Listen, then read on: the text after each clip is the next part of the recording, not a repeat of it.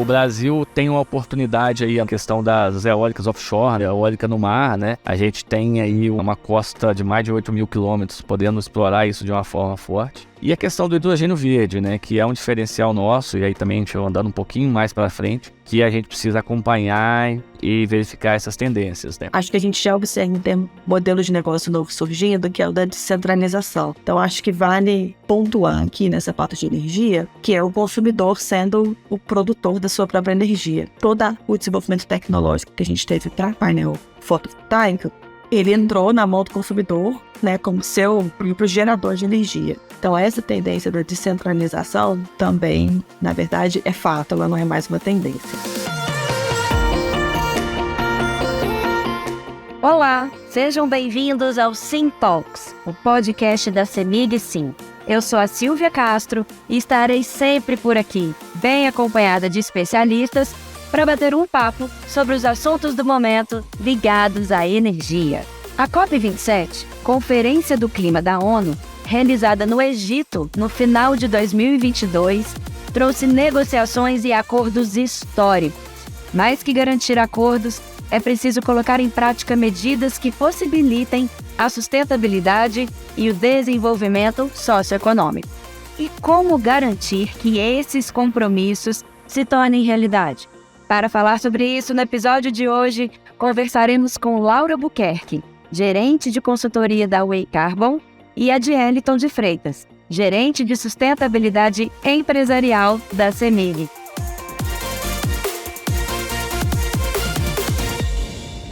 Laura e a Dieliton, sejam muito bem-vindos e obrigada por estarem aqui. Muito obrigada pelo convite. Bom dia, obrigado pela oportunidade. Vamos lá que o papo hoje vai ser bom. Vou começar com você, Laura.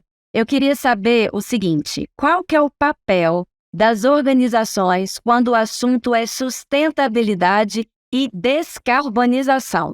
Conta pra gente como é que funciona aí essa assessoria em sustentabilidade. Nosso papel dentro da Way Carbon, né, quando a gente olha para todos os serviços de consultoria, é muito de apoiar o nosso cliente, seja quem ele for, nessa jornada que não é simples da sustentabilidade. Pegando o tema principal da nossa conversa, que é a COP27, né, que tem um foco na Convenção Quadro das Nações Unidas, um foco grande em mitigar as emissões de gás de efeito estufa e também de adaptar os nossos processos produtivos aos impactos que a mudança do clima vai causar, a gente apoia todo esse olhar de descarbonizar, de reduzir as emissões de gás de efeito estufa dentro de processos produtivos dos clientes, ou dentro de cidades também, por exemplo, olhando para um olhar mais de poder público, né? E para isso tudo, assim, a gente precisa sempre avaliar mudanças de rotas tecnológicas e essas rotas precisam de financiamento. Então, instrumentos financeiros inovadores que financiem essas inovações, essas mudanças de rota tecnológica, também fazem parte dos escopos de trabalho que a gente tem junto com cada um desses clientes. Definição de plano de ações. Então, assim, o portfólio e o papel da assessoria e da consultoria em sustentabilidade, ele é tão amplo quanto o desafio que a gente tem no tema de sustentabilidade. Então, acho que para começar a nossa conversa, eu paro por aqui dando esse grande overview. Maravilha! E é um caminho sem volta, né, Laura? Quando a gente fala dessas ações e dessa nova visão que as organizações precisam ter, não é mais uma questão de querer. Praticamente uma obrigatoriedade hoje em dia, né? Com certeza, eu acho que a gente não pode ficar de braços cruzados de forma alguma. E a agenda de sustentabilidade, nos últimos 3 anos, ela foi muito pressionada pelo momento de pandemia que a gente teve, de muita restrição econômica, o impacto na saúde de toda a sociedade e aí, consequentemente, das empresas e dos colaboradores dessas empresas. Então, a gente precisou avançar muito nessa agenda, e aí dando um exemplo, né, muito claro de como que a demanda e a responsabilidade corporativa aumentou em relação a isso. A Way Carbon, 3 anos atrás, era uma empresa de 60 pessoas, hoje nós somos uma empresa de 240 pessoas que atuam assessorando tanto o setor público quanto privado nessa agenda. Maravilha! Agora, Dieliton, a CEMIG compõe há 18 anos o Índice de Sustentabilidade Empresarial da B3, que é a Bolsa de Valores brasileira, o que demonstra o seu compromisso contínuo com as melhores práticas de ESG, que se a gente for traduzir aqui para o português, né, o ESG, que são as boas práticas de governança, sustentabilidade social, ambiental, né? Eu acredito que a COP27 trouxe reflexões para diversas áreas da companhia. Faz para a gente um balanço da Conferência do Clima e fala um pouquinho sobre os desafios para as empresas que querem mitigar os efeitos ambientais de suas atividades. Eu sei que se falou muito sobre redução de desmatamento, transição energética, práticas mais sustentáveis no agronegócio, não é isso? E é interessante quando a gente fala dessa Convenção do Clima, né, que cada ator tem um objetivo específico lá, né? Então você tem os países que vão negociar os acordos que vão ser implementados. Você tem prefeituras e os governos estaduais buscando muitas vezes acordos bilaterais e financiamentos, né? E o setor empresarial, ele tem esse papel de identificar quais são as tendências, quais são as práticas requeridas para tentar internalizá-las dentro da sua empresa, né? E essa COP27, ela traz uma mudança interessante em relação à COP26, né? A COP anterior, que foi na Escócia. A COP anterior foi muito focada em compromissos, né? Compromissos de redução de emissões, compromissos de não desmatamento, enfim. E agora essa COP27, ela foi a COP da implementação, né? Ou seja, a gente demonstrar que efetivamente estamos fazendo ações para a redução das emissões. E esse é o grande desafio, né? A gente viu que precisamos cada vez mais nos posicionar de forma firme, né? Essa é uma tendência que a gente viu. A questão do greenwashing, né? Que é um tema muito debatido, né? Foi muito debatido na COP, que é o que é? É, de fato, não contar mentira das suas ações que vocês estão fazendo, ou seja, contar efetivamente as ações que as empresas estão executando, né? E promover reduções efetivas, né? Essa é uma grande tendência. E isso acaba impactando de uma forma muito forte a CEMIG, né? A CEMIG, ela aderiu ao compromisso de ser net zero, ou seja, de ser carbono neutro em 2040. Esse é um compromisso importante que impacta diretamente toda a holding, né? Inclusive a CEMIG Sim, e demonstrar que nós estamos fazendo ações efetivas, né? E o crescimento da CEMIG Sim é um exemplo disso, né? A CEMIG Sim tem crescido sucessivamente ao longo do ano de 2022 com a implantação de novas plantas. E a CEMIG, por outro lado, também, no final do ano, ela aprovou a construção de 2 novas plantas fotovoltaicas, né? Então, eu acho que é isso que é esperado das empresas, ou seja, ações efetivas que demonstrem que um caminho em relação à descarbonização. E é interessante porque essa é uma pressão que vem dos investidores, pressionam as grandes empresas, como a CEMIG Sim, e isso é uma pressão que isso abrange toda a cadeia de valor da empresa. E aí eu acho que é um ponto importante a gente já citar, né? Que não é só a CEMIG que tem que demonstrar que ela está reduzindo suas emissões, mas os seus fornecedores também. Então a pressão vem das grandes empresas que acabam pressionando as pequenas e médias empresas a demonstrarem compromissos em relação à redução de emissões, seja em relação à frota de combustível, ou seja, uma frota mais eficiente, o uso de etanol, o uso de veículos elétricos, mas uma forma muito importante que a gente pode explorar um pouco mais na frente nesse nosso debate é a questão da demonstração que a fonte de energia utilizada por essas empresas é uma fonte de energia limpa. Então, hoje a CEMIG ela produz e comercializa 100% da energia limpa, ou seja, sem emissões de gases de efeito estufa. A CEMIG Sim produz 100% da sua energia também livre de emissões de gases de efeito estufa. E os nossos clientes podem obter, por meio do certificado de energia renovável, essa comprovação que sua fonte de emissão é limpa e demonstrar isso para os seus fornecedores. Então, ou seja, a cadeia toda tem que demonstrar esse esforço, não só falar que faz, mas demonstrar.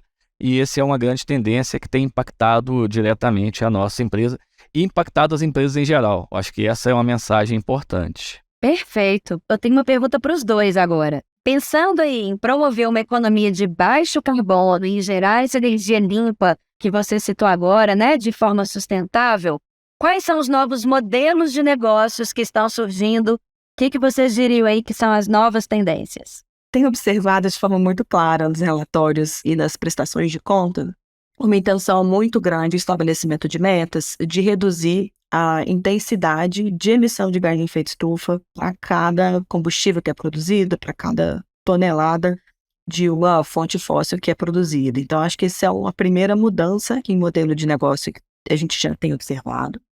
E uma segunda, de olhar para essa redução de intensidade até um determinado limite técnico onde ela precisa ser substituída. Então, a gente já observa em várias empresas do setor de óleo e gás uma ampliação da sua atuação para energia renovável. Então, tem várias empresas que criaram suas áreas de energias de fontes alternativas para olhar para a solar e fotovoltaica, como a Jennifer já sinalizou que a CEMIG está fazendo, mas também para energia eólica, para solar flutuante, para hidrogênio verde e para o uso do etanol, que para o Brasil é uma característica muito grande, mas o etanol de segunda geração também. Então, a gente tem evoluído para avançar no que a gente hoje já conhece como energia renovável, para mudar as fontes que hoje alimentam as cadeias mais fósseis, e esses modelos têm se inovado no sentido de entregar novos produtos para o mercado, mudando as rotas tecnológicas tradicionais. Eu acho que de uma forma bem geral, quando a gente olha para a transição energética, a gente estaria falando dessas duas frentes, né? Das novas fontes de energia e aí de modelos e de produções tradicionais que passam a incorporar essas energias necessárias para a transição nos seus modelos de negócio atual, para irem deixando para trás as suas produções fósseis do passado. A questão é a temporalidade, né, o investimento necessário, né? Então, o Brasil, é importante a gente deixar, né, claro para o nosso ouvinte que o Brasil hoje é um país que tem um posicionamento já diferenciado em termos de uma matriz energética limpa. Então, a gente já tem o uso do etanol ampliado, a geração elétrica nossa dá mais de 80 e poucos por cento que é renovável, né? Então, a gente já tem essa diferenciação em relação ao padrão mundial, e o que cabe a nós é a gente tentar explorar cada vez mais essas oportunidades, né? Então, a gente tem já explorado essa questão do etanol, e a questão do custo do etanol hoje é algo relevante que o Brasil precisa repensar para ele se tornar mais competitivo frente à gasolina. O consumidor que usa isso, que usa o critério de preço para definição do tipo de combustível que utiliza, ele possa cada vez mais utilizar o etanol. Olhando para a matriz elétrica, o Brasil tem crescido absurdamente, né, em relação a fontes, principalmente eólica e solar agora, isso é uma tendência muito forte. E aí você tem algumas coisas novas, né, você abordou, né, a questão da solar flutuante, que é utilizar os reservatórios já existentes, né, ou seja, não gerar mais impacto ambiental, né, uma área que já é não utilizada, né, e parte do reservatório, quer dizer, você não vai botar fotovoltaica no espelho d'água inteiro, mas em parte do reservatório, ou em braços do reservatório, para geração de energia solar, isso é uma tendência. O Brasil tem uma oportunidade aí, andando um pouquinho mais para frente, né, a questão das eólicas offshore, né, a eólica no mar, né, a gente tem aí uma costa de mais de 8.000 quilômetros, podendo explorar isso de uma forma forte.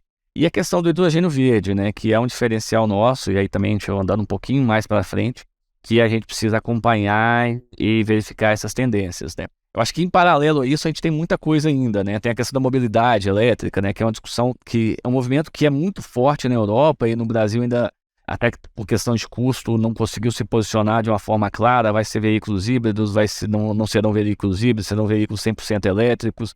Então, assim, tem uma série de agendas andando em paralelo nessa transição, mas o que a Silvia colocou, acho que no início da fala, né? É algo que vai acontecer, né? E aí eu acho que essa que é a principal mensagem, e a gente tem que estar muito atento como setor empresarial de acompanhar essa agenda e de não ficar para trás, né? Eu acho que esse é o grande desafio, tem, né, acompanhar tudo e posicionar as empresas de acordo com o seu negócio nas oportunidades que se colocam, né? Adjeliton, como você mesmo adiantou aí, a transição da matriz energética global tem o Brasil como uma das nações de maior potencial, né?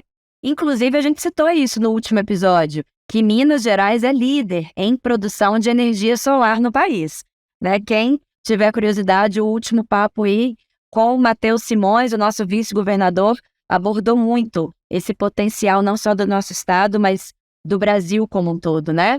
E isso se deve, sobretudo, pela oportunidade de investimento no segmento da energia, em virtude da disponibilidade de geração de energia limpa, como a solar e a eólica, como vocês acabaram de citar aí. Que o setor energético tem se preparado para isso, Adjeliton.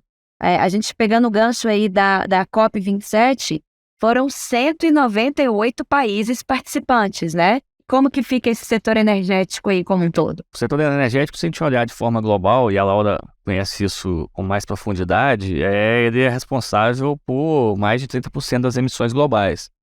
O setor elétrico, aproximadamente 30%, se não me engano. Então, ou seja, a pressão de redução de emissões para o setor é muito grande, né? E aí, pensando globalmente, né?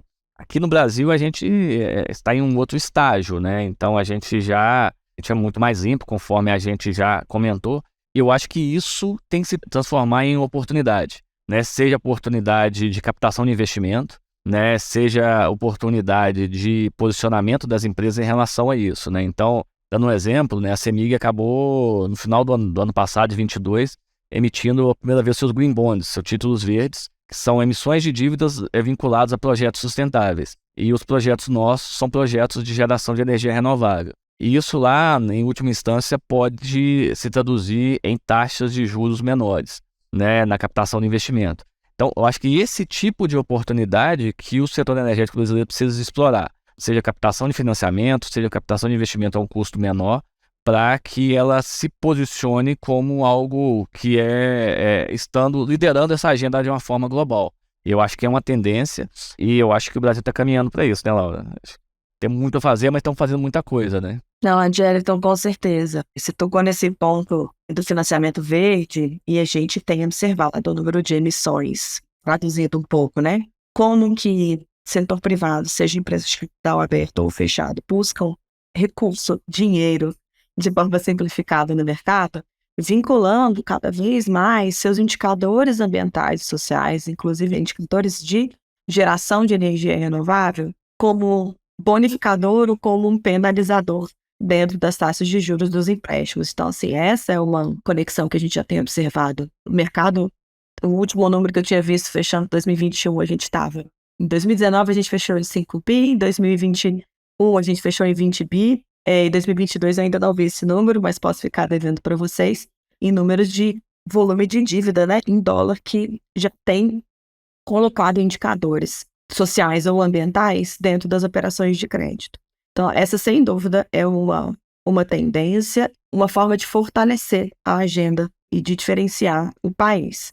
Esses exemplos que eu trouxe estão focados, né, numa agenda mais de setor privado, mas quando a gente olha para como o nosso país se posiciona para fora, como que a agenda de mudança do clima, de energia renovável, ela é levada para as COPs e internacionalmente, a gente vê de forma cada vez mais clara como é importante a gente traduzir a conservação da floresta em pé, a geração de energia renovável que a gente tem no país dentro das captações internacionais. Então, quando a gente fala de mecanismos de mercado, quando a gente fala de mercado de carbono, a gente está falando em inserir variáveis ambientais que hoje não são precificadas dentro de fluxos de caixas ou negociações tradicionais, colocar isso dentro das negociações internacionais.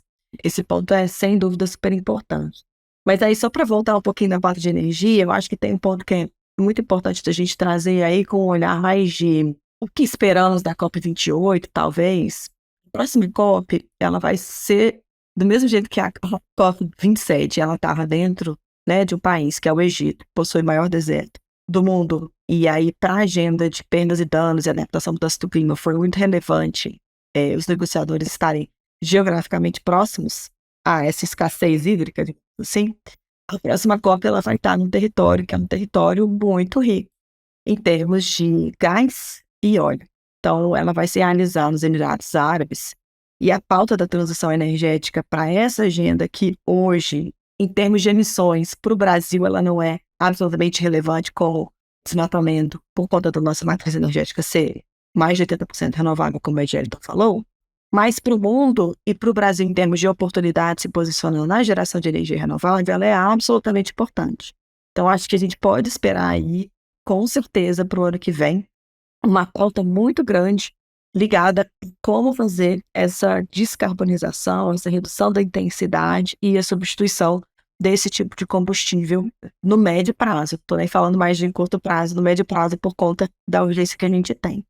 E aí tem uma outra coisa também, Jeff, só para não esquecer que você comentou, de tendências, e aí já a gente volta para a nossa pauta, mas só para não esquecer, acho que a gente já observa um modelo de negócio novo surgindo, que é o da descentralização. Então, acho que vale só pontuar aqui nessa pauta de energia, que é o consumidor sendo o produtor da sua própria energia. Todo o desenvolvimento tecnológico que a gente teve para painel fotovoltaico, ele entrou na mão do consumidor, né, como seu próprio gerador de energia. Então, essa tendência da descentralização também, na verdade, é fato, ela não é mais uma tendência.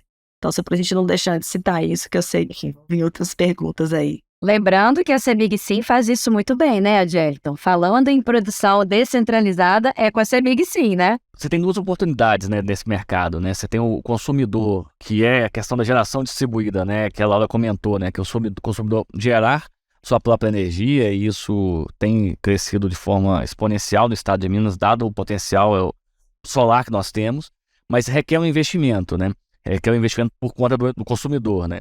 E a gente tem essa outra oportunidade, né? Que é a oportunidade que a CEMIG Sim oferece, que é essa geração distribuída da mesma forma, só que sem investimento, né? Então, ou seja, a CEMIG Sim, ela gera essa energia, né?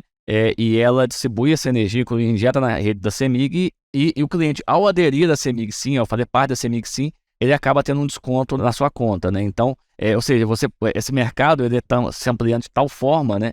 Que existe a oportunidade, né, do cliente também aderir a essa geração distribuída sem realizar o investimento, né, por meio da adesão a empresas como a CEMIG Sim. Então isso é uma tendência e é uma tendência muito grande, sem dúvida, no setor elétrico, né. A Laura comentou de forma pontual na sua fala, mas acho que é importante para o Brasil a gente explorar isso um pouco, né, é a questão da diversidade, né, a questão da biodiversidade, na verdade, e da floresta em pé, né. Isso foi uma tendência muito forte que a gente percebeu na COP27, tanto a questão da Amazônia, que você comentou no início do nosso podcast, mas como também a tendência de cada vez mais termos projetos de plantio, né, e de remuneração por se manter ou se plantar e recuperar áreas, né, a restauração florestal, né. Então essa também eu acho que é uma tendência que começa, obviamente, com a obrigação legal dos produtores rurais, enfim, de se preservar as áreas de preservação permanente, as reservas legais, mas eu acho que o estágio seguinte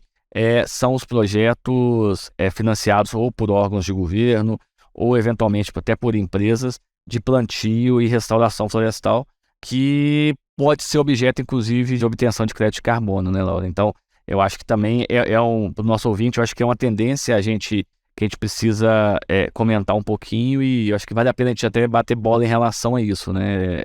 Como tem crescido a demanda por esse tipo de projeto, né? Inclusive, essa ia ser a minha próxima pergunta para vocês dois. A gente está aqui falando muito da importância de ter essa visão no meio corporativo, né? De como isso já não é mais uma questão de escolha, mas sim uma obrigatoriedade. O que vem aí nas próximas agendas, mas a gente não pode deixar de citar as políticas públicas, né? De que forma que vocês acreditam que os governos podem atuar ao lado do setor produtivo para contribuir com essa missão? Esse último ano, e aí acho que o último trimestre, na verdade, a gente teve no Brasil uma tentativa de evolução regulatória na agenda de mudança do clima e, na verdade, na agenda de sustentabilidade relevante. A gente teve 2 marcos importantes. O primeiro foi um decreto em maio de 2022, decreto 11.075, que traz uma demanda para os setores produtivos de elaborarem seus planos de mitigação de gases de efeito estufa. Então, como cada setor da economia pode contribuir com redução de emissões. Então, o governo fez essa encomenda para os setores. E depois a gente teve uma medida provisória que dá, digamos assim, uma clareza maior em relação a como usar esse instrumento do crédito de carbono que o Angélico comentou. Então, como que eu posso realmente, como que a legislação brasileira favorece que a floresta em pé pode ser um ativo a ser negociado entre partes, né? Seja setor privado, seja setor público. E mais, no final do ano, a gente teve um avanço que aí tem a ver com um avanço mais focado em regulador e para o setor privado, revisão dos formulários de referência que as companhias de capital aberto entregam para a CVM, então muito focado em transparência para a sustentabilidade, na verdade, transparência sobre sustentabilidade. E a gente também teve uma normativa, né, porque não chega a ser uma regulação, mas é uma normativa do Banco Central junto da CVM, também olhando para a definição de como que a gente inclui da melhor forma o crédito de carbono dentro dos balanços contábeis, definindo esse crédito como um ativo financeiro. Então, acho que assim, esse último ano a gente avançou bastante, porque eram tendências que já vinham na agenda do Brasil, e aí olhando para uma agenda muito mais nacional, né, do que internacional, há alguns anos, e a gente conseguiu avançar. Esse ano a gente continua precisando avançar, tanto em termos de mercado regulado de carbono também, mas esse papel do poder público fomentando, dando a infraestrutura e a segurança jurídica para que as empresas atuem nesse mercado de carbono ou tenham a visibilidade de que uma redução de emissão é realmente importante, então eu devo dedicar esse investimento para essa redução porque o governo me demanda um plano setorial de redução de emissões, a gente já vem tendo sinais. Agora, uma das coisas que a gente precisa ficar muito atento e aí não perder de forma alguma o bonde, fazer com que essa agenda seja uma agenda que realmente fique nas empresas e fique presente de forma transversal no poder público. Então, a gente tem uma política nacional de mudança do clima que está estabelecida desde 2009. Entretanto, a gente tem planos setoriais que foram elaborados no intervalo aí entre 2011 e 2012, mas que não tivemos prestação de contas nenhuma no âmbito do poder público sobre isso. E aí agora, no ano passado, a gente teve uma nova demanda sobre esses planos setoriais. Então, acho que tem um papel super relevante do poder público em amarrar e dar essa segurança, mas também tem um papel relevante das empresas em cobrarem essa consistência da política pública, porque a gente vê muitas vezes um projeto muito importante nascendo, mas não sendo consistente ou se mantendo em termos de monitoramento da política pública ao longo do tempo. E esse desafio para a mudança do clima, ele foi real. Na verdade, não foi um desafio, ele realmente aconteceu. Perfeito, Laura. E você, Jeliton, como que você vê aí essa participação do poder público em mais essa missão? Acho que essa agenda climática tem que ser algo de Estado e não de governo, né? Então, que independente do governo que esteja lá, ela seja conduzida e seja direcionada, né? Esse é o maior desafio, né? E esse é o maior dever, e o governo seja um agente facilitador, né? E indutor disso. Você tem um agente indutor muito forte de práticas que são, vamos dizer, o mercado investidor, ou seja, quem tem dinheiro, né? Os investidores e acionistas das empresas, eles têm um posicionamento muito forte. Mas acho que o governo tem um papel muito de ser um agente também indutor e facilitador dessa agenda. Talvez na área climática, né? Com essa criação dessa autoridade nacional climática, assim, com um peso ministerial muito forte, me parece uma sinalização que essa agenda tenha uma importância muito grande para esse governo que está iniciando. A gente espera que isso traga benefícios para toda a sociedade e para o setor empresarial como um todo, né? Agora, é evidente para o mundo todo o quanto esses impactos da crise climática, eles estão realmente aí sendo vistos e sentidos por todos nós, né? Nos 4 cantos do mundo, e deve ser falado cada vez mais da adaptação sobre esses episódios todos, né, Laura? Como é que você enxerga aí o que vem pela frente e como que a gente tem que adaptar a essa nova agenda? Sem dúvida, a agenda de adaptação, inclusive quando a gente olha, né? Fluxos financeiros que foram para mitigação, fluxos financeiros que foram para adaptação, quando a gente olha no global, a gente vê que cerca de 90% dos recursos, mais ou menos, vão para mitigação e 10% para adaptação. Mas o ano de 2022, na verdade, desde 2020, a gente vem a cada ano batendo recordes, e esse ano a gente já teve a comprovação do aumento de temperatura de 1,2 grau, né, na temperatura média do planeta. E a gente passa, infelizmente, com todos os eventos climáticos extremos, a se preocupar não só em como que a gente impacta e causa a mudança do clima, que é a agenda de mitigação, mas como a mudança do clima impacta as nossas infraestruturas, as nossas cadeias de valores, a nossa sociedade, as nossas cidades, os nossos negócios.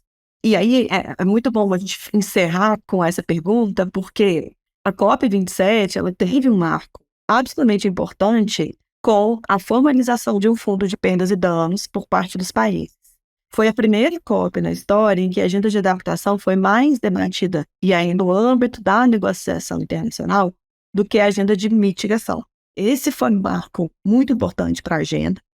A gente tem observado muitas cidades no Brasil, e aí aterrissando um pouquinho, né, elaborando seus planos de ação climática, que significa tanto olhar para onde estão as minhas emissões, mas também onde na minha cidade estão as principais vulnerabilidades em termos de principais tendências a risco de enchente, principais riscos em termos de onda de calor, principais riscos em termos de tempestade, enfim, velocidade de vento extrema.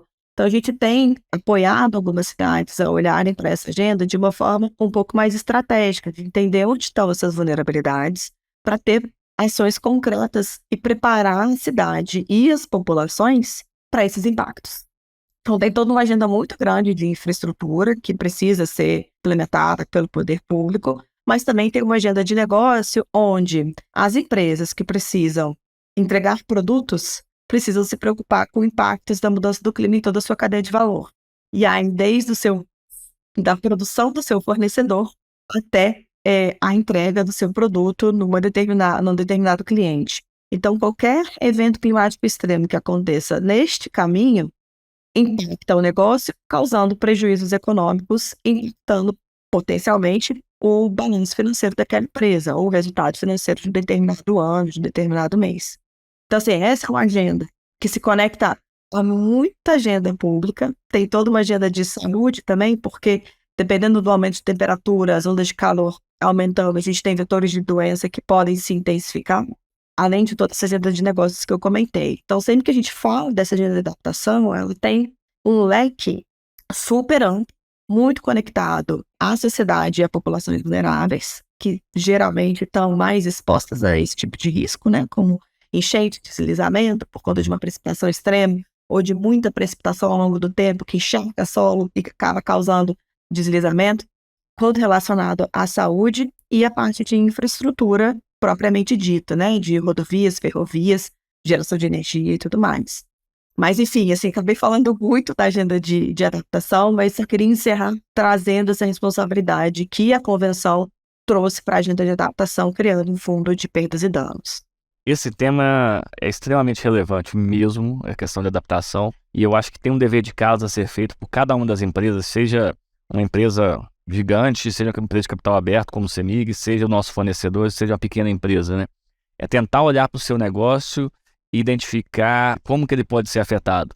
E às vezes, muitas vezes, não precisa carimbar, você não quer carimbar com a agenda dos efeitos das mudanças climáticas, que não carimbe, mas que veja que, olha, se eu tiver 3 dias de chuva, você comentou, né, vai desmoronar um barranco e vai afetar o meu negócio, porque o meu transporte, né, trazendo para a CEMIG, né, como que isso, eventos climáticos, seja de vendavais, seja de raios, como que afeta o nosso sistema de distribuição de energia. Por exemplo, a CEMIG está com uma ação, só dando um caso específico disso, ela está construindo o que a gente chama de dupla alimentação. O nosso desejo é que os 774 municípios que são atendidos pela CEMIG tenham, sedes municipais tenham dupla alimentação. O que é isso? Né? Se, por exemplo, uma das linhas é afetada, seja por um incêndio, seja por vendaval, seja por raio, enfim, ela se rompa, a sede municipal seja atendida pela outra linha.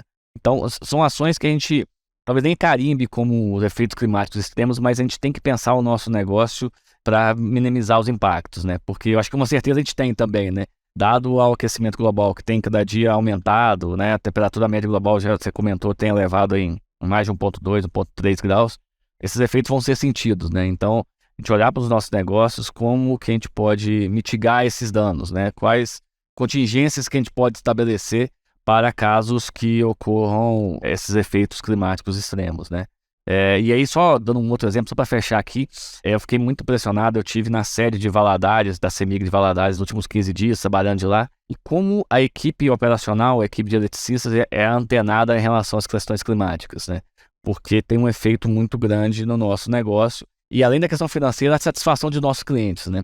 Acho que esse é um ponto muito importante, né? Como que eventos climáticos extremos, né, raios, vendavais, etc., podem afetar a satisfação dos nossos clientes. Então, é um ponto que a gente está muito atento e tem buscado cada vez mais estabelecer ações para mitigar esses danos. Que bom saber disso, né? Cada vez mais colaboradores conscientes, informados, porque a informação, levando a informação, é que vai levar à ação, seja das pessoas, seja das empresas, do poder público, né? Todos nós já estamos sendo, de certa forma, atingidos por todas essas mudanças aí que a gente tem visto, e cabe a nós promover essas adaptações, né? Como vocês bem mencionaram aí. É um papo que a gente poderia ficar falando aqui por muito mais tempo, é um papo necessário, urgente, e eu fico muito feliz de estar trazendo mais esse episódio aqui e que voltem mais vezes, né? Para a gente abordar mais e mais vezes esse tema por outros olhares, por outras esferas também, que vem a COP28, para você nos manter informada, Laura. Volte mais vezes. Obrigada por estar aqui conosco, e ao Dieliton também, que é o gerente de sustentabilidade empresarial da CEMIG, e a Laura, gerente de consultoria da Way Carbon. Muito obrigada. Obrigado, conta com a gente. Quero agradecer também a você que ouviu o episódio de hoje. Sinta-se convidado a continuar acompanhando por aqui, em nossos perfis e plataformas digitais, conteúdos sobre tecnologia, inovação e a nova era da energia. Até o nosso próximo encontro.